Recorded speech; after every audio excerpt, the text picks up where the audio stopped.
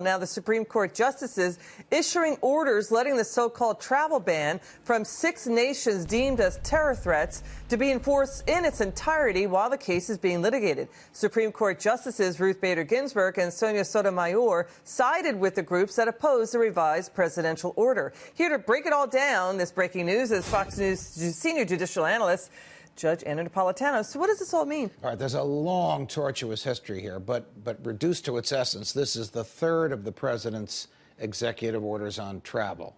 This is the one that incorporates the Supreme Court mandated exceptions for relationships that are here. So a relationship means a relative by blood or marriage who's here that's expecting you, or a job or a university, a student position offered to you in the United States. Those are huge exceptions that were not in the first executive order, were not in the second executive order, and the president himself deemed watered down, but he put it in the third order.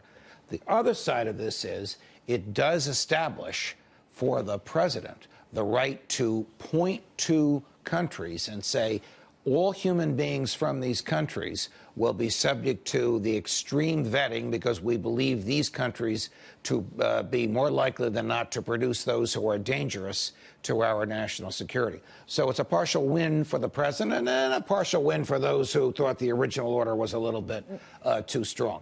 To make this even more complicated, this is just a preliminary ruling by the Supreme Court. This is not the final ruling that we're all waiting for on the constitutionality of the president's power to craft. When's that coming? I don't know when that's going to come. But, EMAC, the 7-2 vote today indicates how that other case is probably going to turn out. The other case will establish definitively the power of the President of the United States to use the immigration exclusion provisions given him by the Congress to effectuate foreign policy and keep the country we know safe. the politics of this. We reported it here.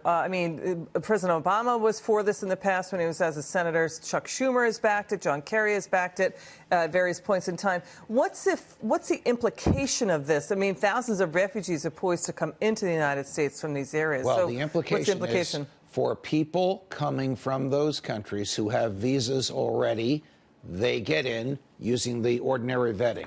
For people coming from those countries who have relatives here waiting for them, a job here waiting for them, or an offer of a seat in a university, they get in through the regular vetting. But for people coming from those countries who are not in any of those three categories, visa, relatives, blood or marriage or job offer, they go through extreme vetting. It's not an absolute bar.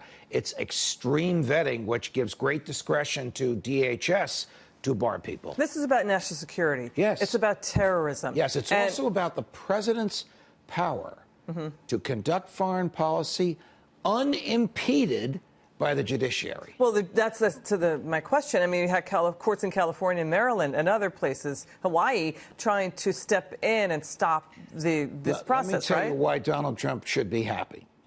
All of those decisions in Maryland, in Hawaii, in Washington State that accuse the president of making decisions based on race, all gone. Because of this ruling today. Correct. They are of historic value only. They are all gone. This is the ruling that controls. So then, so is this embarrassing for the lower courts, this decision today? Having been a lower court judge that was reversed many times, I can tell you get over it the next day when you get your next case. So what does the Supreme Court see that the pundits, the liberal pundits, did not? The strong history of Supreme Court recognition that on foreign policy, the president is not equal to the other two branches of the government. He is superior to them. And then foreign policy, we speak with one voice, which is the president's voice. And the congressional authorization to the president that he may interfere with immigration in order to effectuate foreign policy. Judge, you clear that up. And you did it all in like less than 3 minutes. Thank you. I was thinking, what the heck's going on here? But thank you, Judge. Always terrific. And see you on Varney. You're one of Stuart Varney's favorites, aren't you? Right and early on. Okay.